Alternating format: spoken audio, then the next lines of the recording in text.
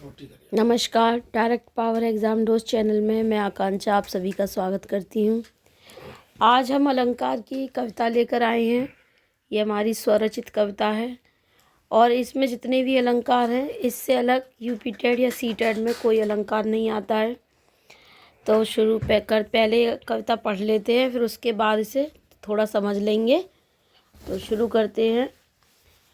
एक वर्ण की पूर्णावृत्ति अनुप्रास कहलाए, एक शब्द के दो अलग अलग अर्थ यमंक समझाए। एक शब्द में अनेक अर्थ श्लेष कहता जाए, समसा सीसी से सरिस सदृश तुल्य उपमा में आए। चरण कमल मृदु मंज तिहारे कहकर रूपक आता, मनु मानो जनु जानू ये उत्प्रेक्षा बतलाता। किसी बात को बड़ा चढ़ाकर अतिशयोक्ति बतलाए, रस्सी को सांप बताकर संदेह पैदा करता जाए। एक वस्तु को दूसरी समझो भ्रांति मानिए कहता, विरोध होकर भी विरोध न होने का एहसास विरोधाभास दिलाता। एक बात के अर्थ को दूसरी बात से समझो यह दृष्टांत में आता, उसी बात का उल्टा अर्थ प्रतीप अलंकार बताता। तो अब इसे एक बार सब दोबारा समझ लेते हैं। जैसे एक वर्ण की पूर्णावृत्ति अनुप्रास बतलाए। इसका मतलब यह है कि एक वर्ण की पूर्णावृत्ति, जैसे कोई उदाहरण ले लो, जैसे चारु चंद की चंचल किरणें चमक रही हैं जल तल में, तो इसमें चार वर्ण की पुनरावृत्ति हो रही है। तो इस प्रकार जो भी आएगा वो अनुप्रास अलंकार होता है। इसके बाद है हमारा एक शब्द के दो अलग अलग अर्थ यमंक समझाए, यानी कि शब्द एक होगा और उसके अर्थ अलग अलग होंगे। जैसे कनक कनकते सौगुनी मादक तारिका, यही पाए बहराए जग उही पाए बहराए। इसमें जो है आपका कनक एक वर्ड है, लेकिन इसमें जो है उसको अर्थ अलग अलग है। एक है अश्लेष में एक शब्द में अनेक अर्थ श्लेष कहता जाए। जैसे कि आप कोई भी उदाहरण लिख लो, ले लो, जो रहीम गति दीप की कुल कपूत की सोए, बारो ज्यारो करे बड़े अंधियारा होए। इसमें दीप को जो है रहीम जी ने दो तरीके से लिया, एक तो दीपक जलाने वाला और एक जो है क्या कहते हैं अंधेरे वाला, मतलब कुल का दीपक यानी पुत्र।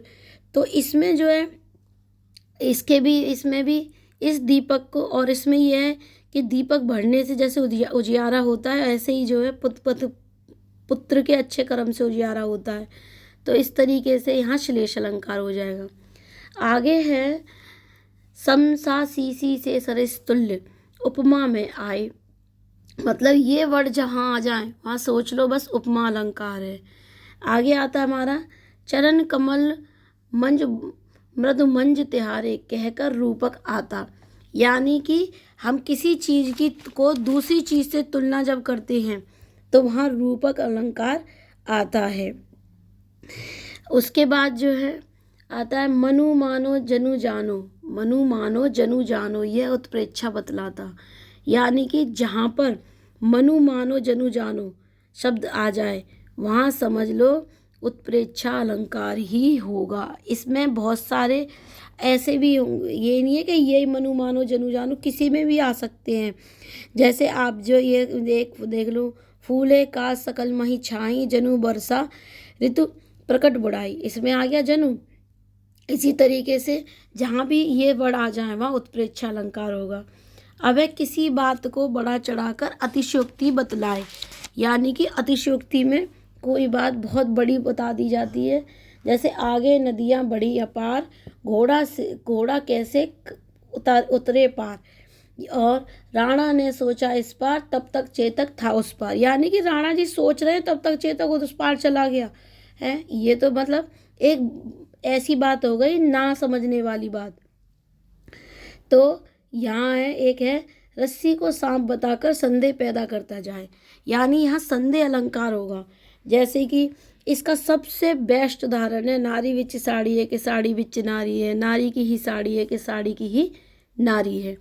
ये तो एक है कॉमन उदाहरण है, ऐसे ही बहुत से आ जाते हैं। यह मुख है या चांद्र है, यानी कि मुख को चंद्रा के चांद के समान इतना मान लिया है कि उसे संदेह ही हो रहा है कि मुख है या चांद है।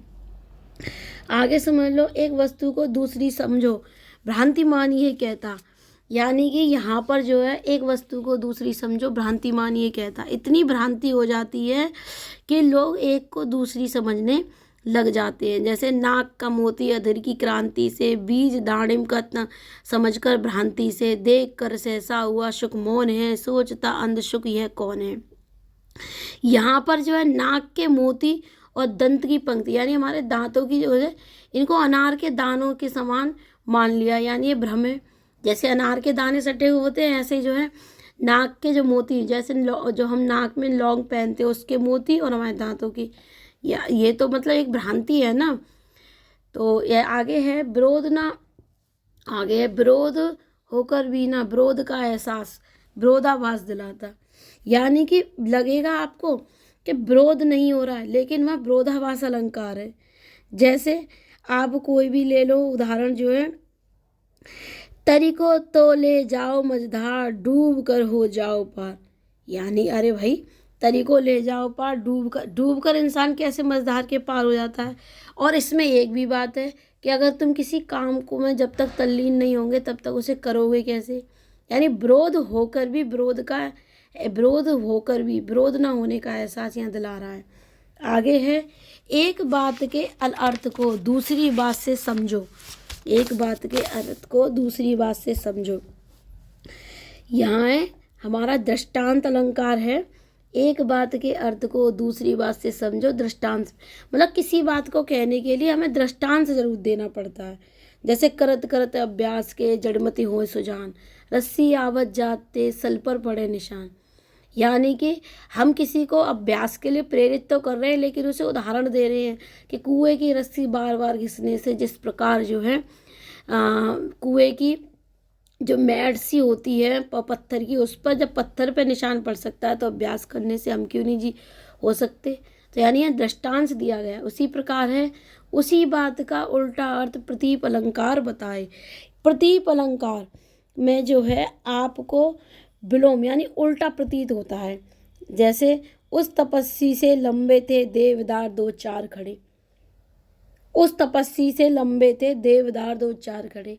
भाई तपस्वी से लंबे तो देवदार नहीं हो, दो चार खड़े हैं। और इसमें एक ये उदाहरण भी हो सकता है, तरनी तनुजा नीर सोहत श्याम शरीर तन मन की सब पीर दशरथ पर संतय दुरे। अरे भैया तन मन की प्रीत, तन मन की सब पीर दशरथ पर संतय दुरे।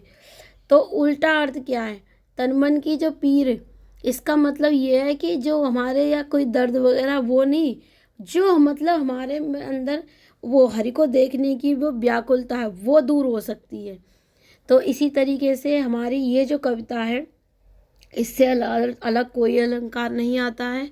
अगर कविता पसंद आए तो जो है इसे लाइक करें, चैनल को सब्सक्राइब करें। धन्यवाद।